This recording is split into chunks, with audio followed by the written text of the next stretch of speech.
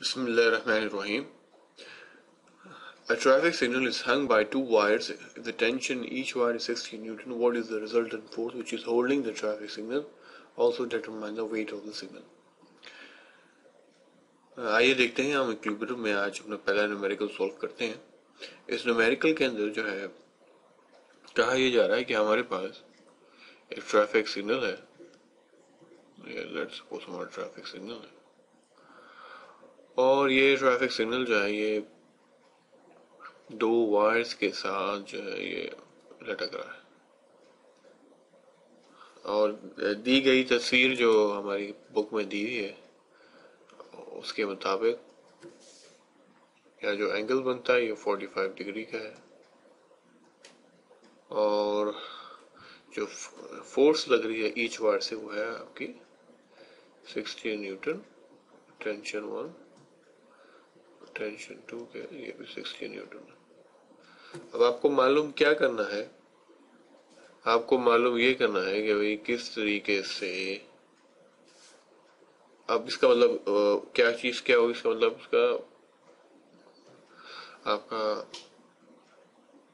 अब आपको मालूम क्या करना है कि what is the resultant force which is holding the traffic signal, the resultant force which is holding the traffic signal and also determine the weight of the signal. तो अगर हम रिजल्टिंग फोर्स देखें जो इस सिग्नल को ठहरा के रखी हुई है तो वो क्या होगी, वो सम ऑफ ऑल फोर्सेस होगी कि अगर बॉडी जो है इक्विलिब्रियम है तो इसका मतलब ये है कि जो नेट फोर्सेस हैं वो क्या है, वो टोटल जीरो है। तो मैं ये कह सकता हूँ कि मैं ये जो आर रिजल्टेंट फोर्स है ये इक्वल टू है T1 plus T2 minus weight which is equal to zero, क्योंकि क्या ये जो सिग्नल है ये इक्विलिब्रियम कंडीशन में T1 प्लस T2 क्योंकि दोनों टेंशन को होल्ड की हुई है जिसको ऊपर की तरफ खींच रही है और वेट क्या है, वेट जो है वो उसको नीचे की तरफ खींच रहा है। क्योंकि दोनों चीजें बराबर है तो क्या इन दोनों का जो है एक अपर फोर्स है एक डाउनवर्ड फोर्स है, तो दोनों का जो इनको सम करें अपर डाउनवर्ड फोर्स तो क्या हो, इसका रिजल्ट क्या है, ये जीरो है। इसीलिए ये चीज जो है ये इस वक्त इक्विलिब्रियम है। अगर मिसाल के तौर पर वेट ज्यादा होता है टेंशन कम होती तो चीज नीचे चले जाती, टेंशन ज्यादा होती है वेट कम होता है तो क्या होता है, ये हमारा सिग्नल ऊपर की तरफ चले जाता है। लेकिन इक्विलिब्रियम कंडीशन में तो क्या है, तो नेट फोर्सेस जो है इनको सम करें तो उसका रिजल्ट क्या आना चाहिए, जीरो होना चाहिए। ये इसका रिजल्ट है और यहां से हम इसको वेट भी निकाल सकते हैं। अगर weight is equal to T1 plus T2 करें तो उसका वही उसका वेट हो जाएगा। लेकिन यहाँ मसला एक और बात जो सोचने की है वो ये है कि हमारे पास जो है यहाँ पे मामला सीधा नहीं है। मामला सीधा नहीं से मुराद क्या है, सीधा होने से मुराद ये है कि ये यहाँ पे एक एंगल बना रहे हैं। इसी को अगर मैं थोड़ा सा यहाँ और इसको समझाने के लिए मैग्नीफाई करता हूँ कि ये हमारे पास ऐसा सेटअप है, मैं सिर्फ इतने हिस्से को जो है ना, ये जो इतना ट्रायंगल बन रहा है ना आपको, इसको ले रहा हूँ अभी, इसको कंसिडर कर रहा हूँ। यानी ये चीज क्या हो जाएगी, ऐसा हो जाएगा, ये आपका 45 डिग्री हो गया और 60 न्यूटन यहाँ पे आपकी फोर्स हो गई। तो एक्चुअली आपको जो मालूम करना है वो ये रिजल्टेंट फोर्स मालूम करनी है, ये वाली, ये आपको मालूम करना है। वेक्टर्स हमने पढ़ा है कि तो ये जो हमारी जो फोर्स है ये इस टेंशन की T है, ये इसका क्या होगा, एक्स कंपोनेंट हो गया और इस टेंशन का वाई कंपोनेंट हो गया।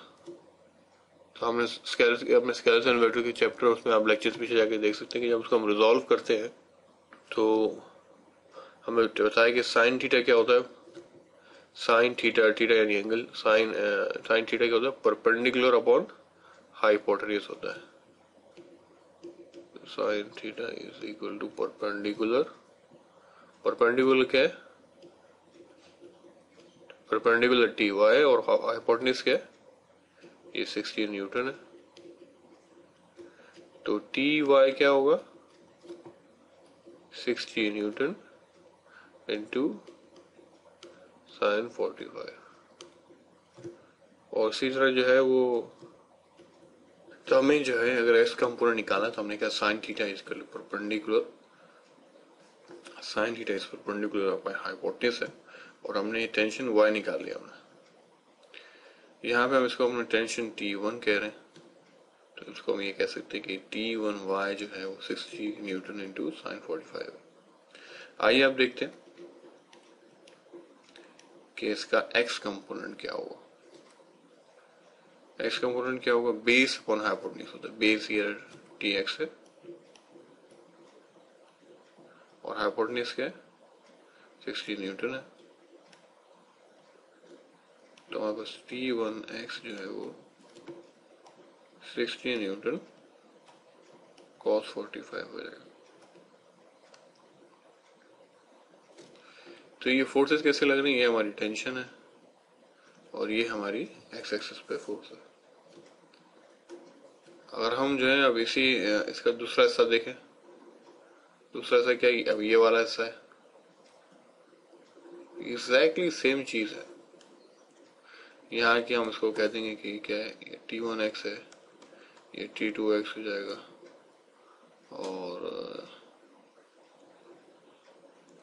ये T2y हो गया, ये T1y था, टोटल फोर्स ऑफ चलेगी।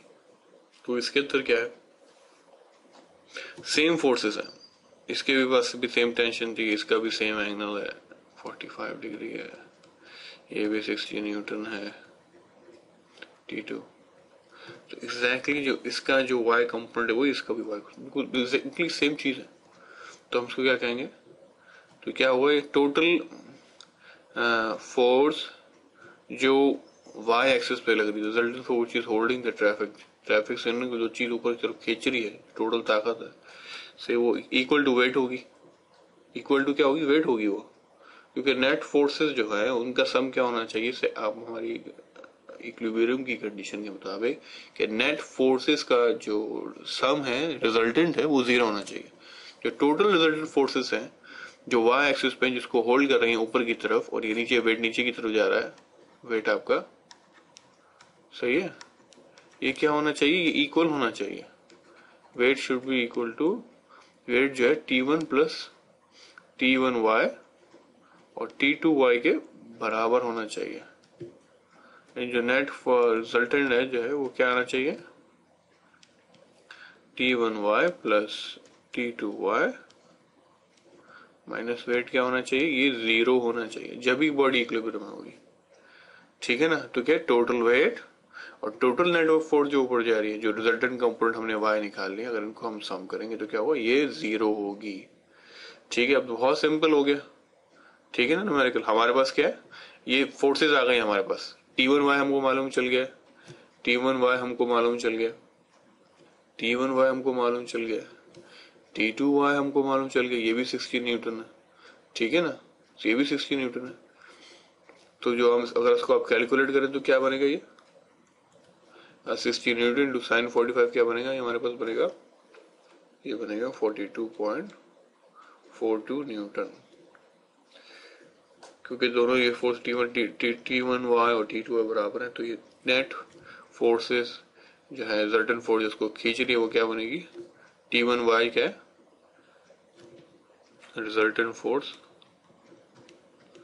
बनेगी T1y प्लस T2y जो बराबर है 42.42 न्यूटन प्लस 42.42 न्यूटन, जो आपका बन गया 84.84। और हमने यहाँ क्या कहा कि वेट क्या है, वेट खुद T1y प्लस T2y के बराबर है।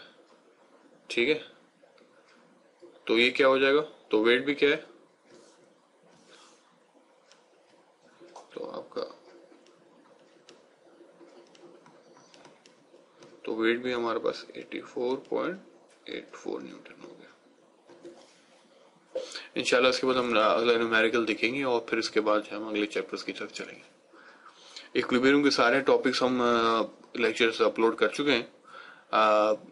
और स्केलेटल मैट्रिक्स के भी देख चुके हैं, अपलोड कर चुके हैं, तो आप जरूर जाके टेंशन की डेफिनेशन और इक्विलिब्रियम की कंडीशंस और वेक्टर किससे रिजॉल्व होते हैं, वेक्टर क्या होते हैं, आप ये देख सकते हैं।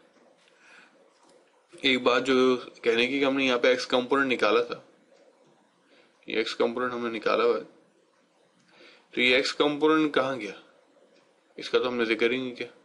एक्स कंपोनेंट एक्चुअली हो क्या रहा है कि दो फोर्सेस जो हैं, एक फोर्स क्या है, ये फोर्स है आपकी, ये चल रही है और ये चल रही है कि ये ऑपोजिट डायरेक्शन में, ये ऑपोजिट डायरेक्शन में, तो क्या वेक्टर्स क्वांटिटी है, तो क्या होगा T1x जो आपकी बनती है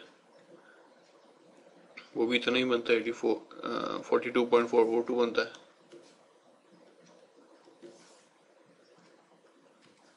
वो भी 42.42 बनता है, सही है, पॉजिटिव हो गया और ये नेगेटिव हो गया, यानी ये 42.42 पॉजिटिव है और ये क्या है 42.42 नेगेटिव है। तो जब एक्स कंपोनेंट की प्लस और माइनस इनको जब हम ऐड करेंगे एक्स एक्सिस पे रिजल्टेंट फोर्स, तो क्या हुआ, ये 0 आ जाएगी, इसलिए हमने इसको यहाँ मेंशन नहीं किया, क्योंकि इक्विलिब्रियम जो क्या आपको sum of all forces equal to 0 होना चाहिए। तो वाई कंपोनेंट्स और एक्स कंपोनेंट सब मिला के क्या है, एक्स कंपोनेंट सारे 0 हो गए और वाई कंपोनेंट आपके पास आपने रिजॉल्व कर लिया। यहाँ पे उम्मीद है आपको सब सवाल समझ में आ गई होगी। इंशाल्लाह अगले लेक्चर में मुलाकात होगी।